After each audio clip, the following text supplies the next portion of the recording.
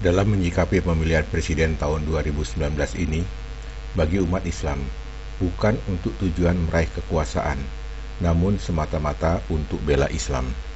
Karena itu, terhadap pemilihan presiden tahun 2019 ini, ada yang perlu dicermati menurut cara pandang Islam.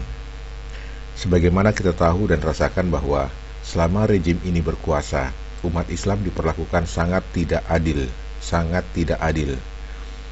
Beberapa ulama ditahan tanpa alasan dan proses hukum yang jelas. Kajian agama dibubarkan. Ustadznya diusir oleh sekelompok orang. Dan tanpa ada tindakan hukum yang jelas terhadap pelakunya. Kemudian dengan mudahnya sebagian umat Islam dituduh intoleransi, dituduh anti NKRI, anti Pancasila, anti kebinekaan, dan berbagai tuduhan sejenisnya. Padahal dari catatan sejarah kemerdekaan ini tidak dapat dipungkiri bahwa kemerdekaan bangsa Indonesia bersimbah darah para ulama dan santri. Karena itu melalui pemilihan presiden kali ini, umat Islam sangat ingin dan sangat ingin sekali agar negeri ini dipimpin oleh sosok pemimpin yang peduli terhadap Islam, berteguh hati menegakkan keadilan, bukan seperti yang dilakukan rejim ini selama ini. Komisi Pemilihan Umum telah menetapkan bahwa dalam pemilihan presiden kali ini ada 2 pasangan calon presiden dan wakil presiden. Sesuai tinjauan Islam, maka kedua pasangan tersebut keduanya jelas beragama Islam. Tetapi mari kita coba cermati lebih cermat lagi. Sekali lagi menurut tinjauan Al-Quran dan Sunnah Nabi Sallallahu Alaihi Wasallam. Allah Azza wa Jalla berfirman, A'udzubillahi minasyaitonirrajim. Inna dina indallahil Islam. Sesungguhnya agama yang diridhoi di sisi Allah hanyalah Islam. Kemudian, wama arsalnaka illa rahmatan lil alamin. Dan tidaklah kami mengutus kamu dengan Islam, melainkan untuk menjadi rahmat bagi semesta alam. Rasulullah Shallallahu Alaihi Wasallam bersabda, Innal Islama bada'a ghoriba, wa sayaudu ghoriba kama bada'a, wa huwa ya'rijul bainal masjidaini kama yahrijul hayyatu fi juhriha. Sesungguhnya Islam datang dalam keadaan asing dan kembali asing seperti semula, dan dia, Islam itu berkumpul di 2 masjid, yakni Masjid Al-Haram Mekah dan Al-Haram Madinah, seperti ular berkumpul di sarangnya. Hadis riwayat Muslim. Kembali kepada pokok bahasan, yakni tinjauan terhadap 2 pasangan calon presiden dan calon wakil presiden. Pasangan nomor 1, Jokowi, presiden yang sedang berkuasa saat ini, dan Ma'ruf Amin, ketua MUI. 3.000 eksemplar buku dengan judul 57 Khutbah Jumat ini diamankan oleh anggota Kodim 0824 Jember sebelum disebarkan untuk sebuah seminar di kawasan Jember, Jawa Timur. Ribuan buku ini juga rencananya akan disebar di kalangan masjid dan pondok pesantren di Kecamatan Mayang. Setelah dikaji, buku ini mengandung paham Syiah dan tidak cocok untuk masyarakat Jember. Ternyata Jokowi lebih dekat dengan Syiah.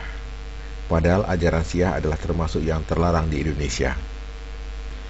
Di samping itu, Jokowi yang suka dengan pencitraan, sampai-sampai untuk menampilkan pencitraannya sebagai Muslim diantaranya, Jokowi sangat suka menjadi imam sholat. Tidak peduli ketika ada sebagian jamaah yang meragukan kapasitasnya sebagai imam sholat, sehingga lebih suka tidak bermakmum dengannya. Lalu bagaimana dengan yang ini? Bismillahirrahmanirrahim. Assalamualaikum warahmatullahi wabarakatuh. Alhamdulillah wa syukurillah la fala wa quwwata illa billah. Ma'ruf Amin sebagai ketua MUI ternyata lebih cenderung untuk mengembangkan ajaran Islam Nusantara. Bahkan telah bertekad jika terpilih menjadi wakil presiden, akan membangun negeri ini diawali dengan mengembangkan ajaran Islam Nusantara. Islam Nusantara. Oleh karena itu kita harus memantapkan bahwa ini namanya Islam Nusantara itu ya. Dan saya mengumumkan dari panggung aksi Indosiar pada malam hari ini, siapapun anak di negeri tercinta, Allah mengatakan, wa ma arsalnaka illa rahmatan lil alamin.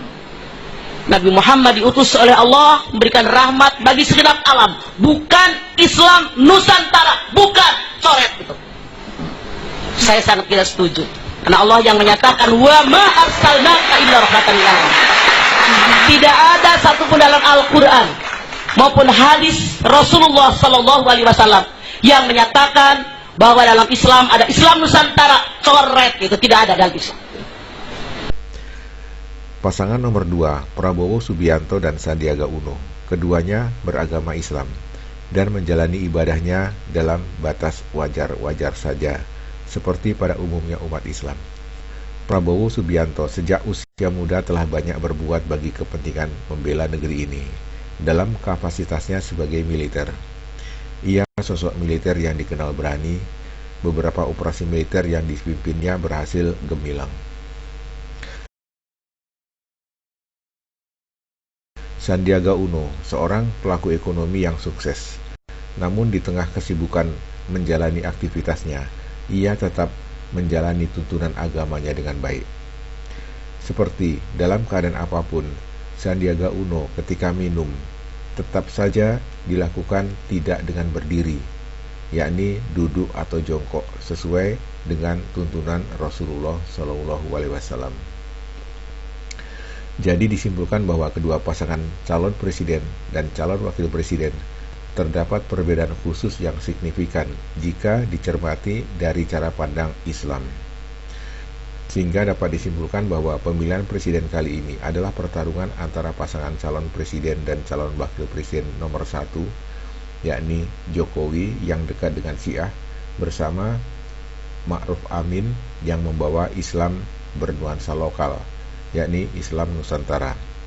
Dengan pasangan calon presiden dan calon wakil presiden nomor 2, Prabowo Subianto dan Sandiaga Uno yang menjalani Islam tanpa embel-embel, yakni Islam sebagai rahmatan lil alamin yang dibawa para ulama warasatul anbiya. Jadi dikatakan oleh Nabi bahwa saat ini yang berkumpul di 2 Masjid Al-Haram. Silahkan pilih mana yang menurut Anda benar. Apakah memilih pasangan nomor 1, penganut Islam Nusantara, atau pasangan nomor 2 yang menjalani Islam sebagai rahmatan lil alamin? Barakallahu fikum.